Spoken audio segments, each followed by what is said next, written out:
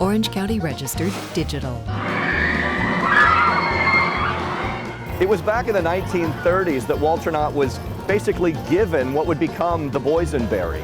The boysenberry was a combination of a raspberry, a loganberry, and a blackberry, but Walter Knott didn't put that together. It was actually propagated by Rudolph Boysen. Rudolph Boysen worked in Anaheim and was superintendent of parks out here in Orange County. Rudolph made this brand new unnamed berry and then completely forgot about it. It was brought to the attention of Walter Knott in 1932, who took this fantastic new berry and just gave it a shot here at Knott's Berry Farm. What he wound up with was next to a miracle, and this fantastic berry had a beautiful sweet tart flavor and was just gigantic. Walter Knott marketed this fantastic new berry and sold it nationwide. Walter Knott really could have named this unnamed berry after himself, but instead he gave that honor to Rudolph Boysen, the man who actually made the boysenberry. Cordelia never wanted to get into the restaurant business, but she did need to make it through the Great Depression. Really, it was Walter who brought the boysenberry to the table. It was Cordelia who gave us the chicken dinner. Cordelia had a little sandwich shop, a little tea shop where she served small foods, but she did one day put a chicken dinner on the restaurant menu. And that fried chicken dinner really took off. The first day they served 20, and then the next day they served a few more, and the next day they served a few more. And it grew exponentially until one day they had a dining room that sat 600 people, and then a few years later a dining room that sat 900 people. And with that chicken dinner, she pretty much saved the farm from being seized by the bank. It was in 1941 that Walter Knott built this. This is Ghost Town. This is specifically Main Street. Walter Knott thought that all of Ghost Town would just be this.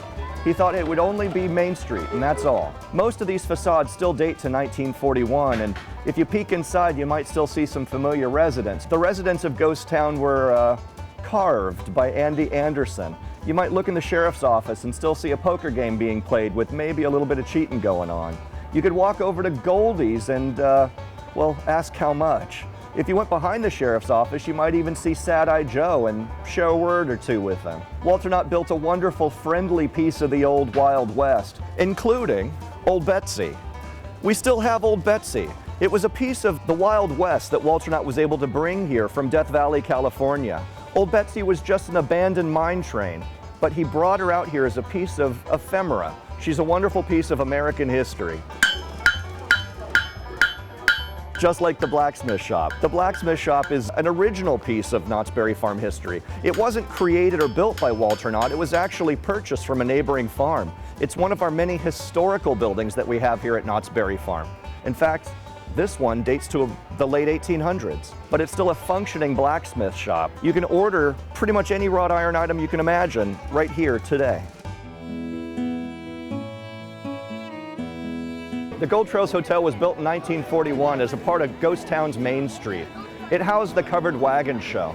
The Covered Wagon Show was a beautiful diorama. It was a blacklit scene with three-dimensional figures inside, and it was dedicated to the pioneers of the Old West, specifically dedicated to Walter Knott's mother, who was featured in that diorama as a little girl. Her birth date is honored at the peak of this building, 1868. We're standing in front of the Ghost Town's Ghost Rider entrance, but once upon a time, this was the original 1947 entrance to Paul von Kleben's Pan for Gold attraction. You could enter that little mine shaft and see miners at work, actually see gold embedded in the walls, well, fool's gold. But as you walk down that dark, narrow path, you entered into the Pan for Gold gully. And in that gully, you could pay a few cents and actually pan for gold. Generations of people would pan for gold and take home that little vial full of real, honest gold dust. Remember how? Yeah. Oh, not like that! Oh. The Pan for Gold never left Knott's Berry Farm. We still have it today. It's one of our most popular attractions.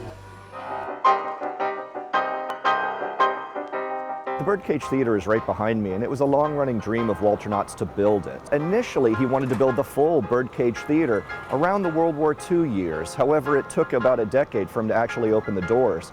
And when he did, doors were about all we got. The facade of the Birdcage Theater was built, but he never had the funding to finish it.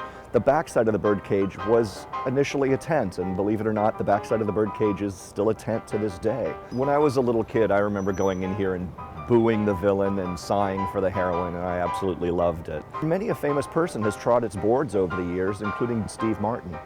Hi everybody! So you see my friends, it's time for my turn. I'm making you yearn for the good old bad old days. The good and the bad, it's all that we had in those good old bad old days. Walter Knott built the Calico Saloon in 1951. It was Ghost Town's premier destination for can-can dancing, of all things.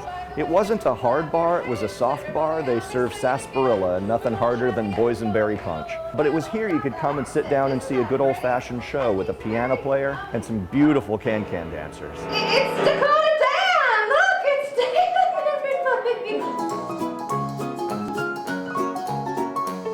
We're standing in front of Jeffrey's Barn, which is a great big piece of Southern California history. Jim Jeffries was a star pugilist at the turn of the last century. In fact, he was a heavyweight champion. Jim Jeffries used this barn in Burbank, California in order to teach boxing. He also had wrestling matches in here. It's credited with being the San Fernando Valley's first sporting venue. Walter Knott was able to buy this particular barn from the Jim Jeffries estate in the mid-1950s, and he moved it here lock, stock, and barrel. It was the home of Mott's Miniatures for a time. Today, Jeffries Barn is home to many of our special events here in Knott's Berry Farm, including Halloween haunt mazes in the fall.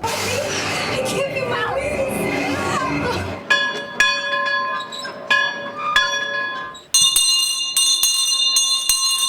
Ghost Town Schoolhouse is one of our real, honest, historic attractions. It wasn't built out of fakery, it was a real schoolhouse that was built near Beloit, Kansas by some Iowa farmers, hence the name, the Iowa Schoolhouse.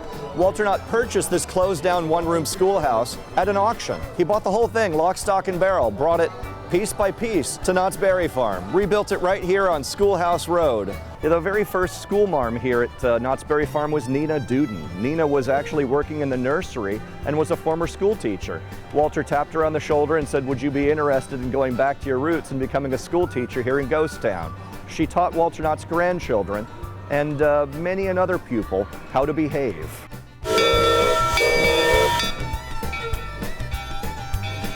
Walter Knott brought the trains here in the early 1950s. Their original rolling stock from the Colorado Rockies.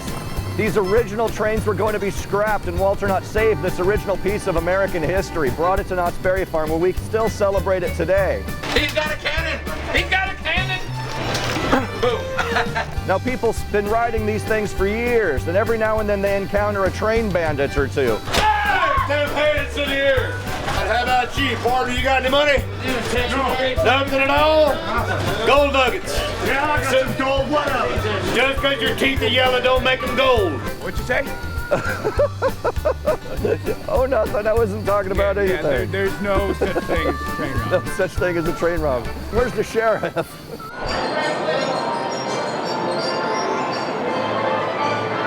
Few people realize it, but this carousel changed the course of Knott's Berry Farm's history. If it wasn't for this carousel coming to this farm in 1955, Ghost Town may never have grown beyond its roadside attraction phase. But it was Bud Hurlbut who offered Walter Knott this carousel. It was his foothold into the family functionings of Knott's Berry Farm, and he eventually gave us attractions like the Calico Mine Ride and Timber Mountain Log Ride. But it all started with this carousel right behind me. Howdy, folks. This here is old Polecat Mahoney, and I am delighted to take you into the famous Calico Mine, the richest gold strike this side of the Mississippi. Bud Hurlbut's Calico Mine Ride was a 360-degree attraction. No matter where you looked inside, upside, top, bottom, everywhere, the entire attraction was themed. It was opened in 1960. This $1 million mountain was financed by Bud Hurlbut by himself. And in the process of making this giant mountain, he came up with so many new, ingenious, and very inspirational theme park tricks that are still used today worldwide. Walt Disney would come and visit Knott's Berry Farm every so often. He learned from it, studied from it, and was a good friend of Bud Hurlbut. When Bud asked, "Just how many stalactites do you think I should put in my cavern room?" Walt Disney replied, "Fill her up. Put in as many as you possibly can."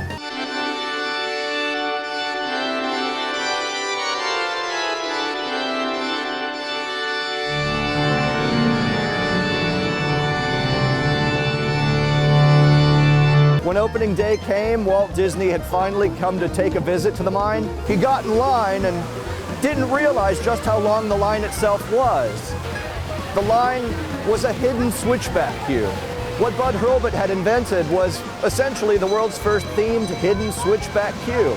Walt Disney got in that line not realizing that there were 100 people waiting in line in front of him. Walt Disney was amused but annoyed at the same time and said, "Bud, you so-and-so, I can't believe you tricked me with this hidden queue." It was inspirational in that Walt Disney wound up learning from that, and every queue at Disneyland turned into a themed and hidden queue from then forward.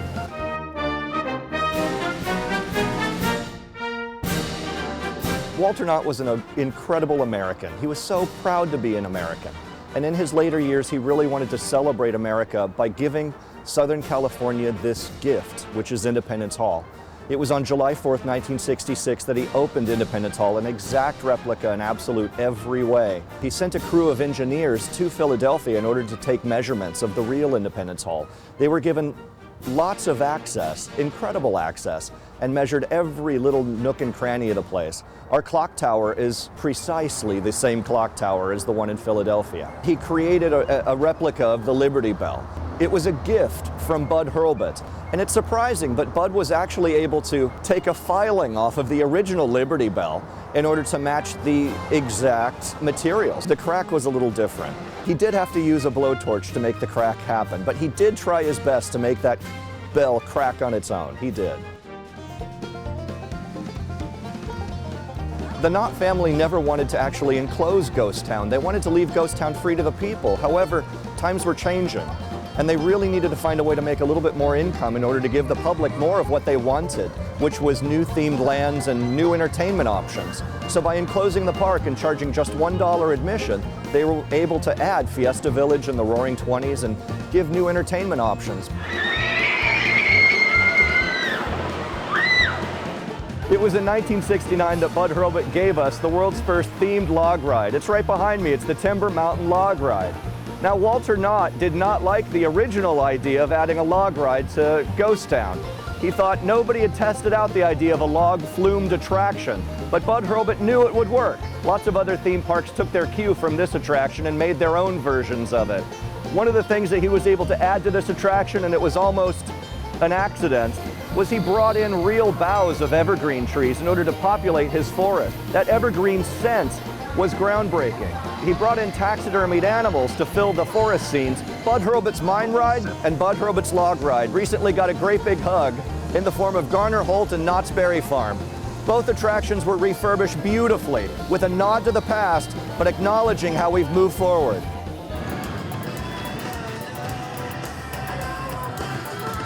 In 1975, Marion Knott created a new themed land called the Roaring Twenties. The Roaring Twenties was a tribute to her parents, just as Ghost Town was a tribute to Walter Knott's parents.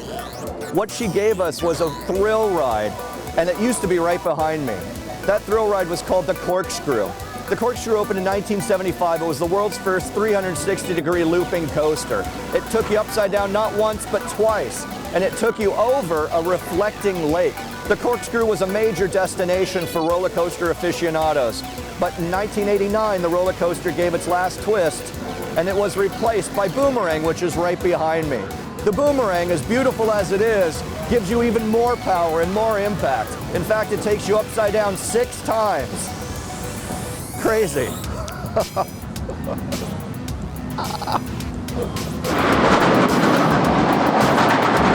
Montezuma's Revenge was Knott's Berry Farm's second roller coaster, just after the Corkscrew. It was only 3 years later, 1978, that we got this Schwarzkopf shuttle loop coaster, which meant that you could launch from 0 to 55 miles an hour in 5 seconds. This beloved coaster has been slinging people around for generations.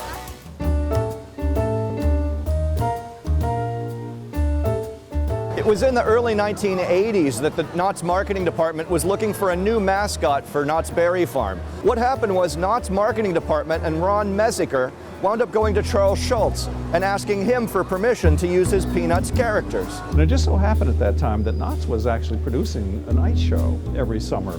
And it was a proscenium ice show in the Good Time Theater. I said to him, I said, you know, Charles, we do an ice show at Knott's. And just imagine, we could actually do Snoopy on ice. And he just lit up. And he said, well, he said, do you think my daughter could play Snoopy? So I knew I had a sale. It was just a matter of working out the terms at that point. Knott's Berry Farm finally got its first themed land dedicated to children. They wound up wrapping it into Knott's Berry Farm to create a full family experience for a full day of fun.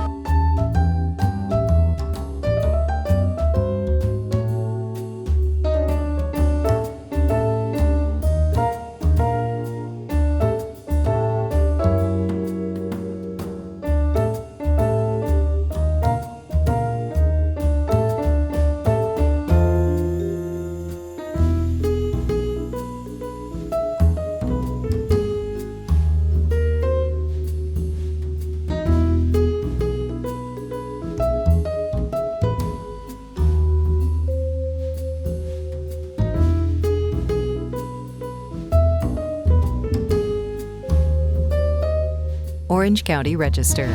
We are here in the service of Orange County.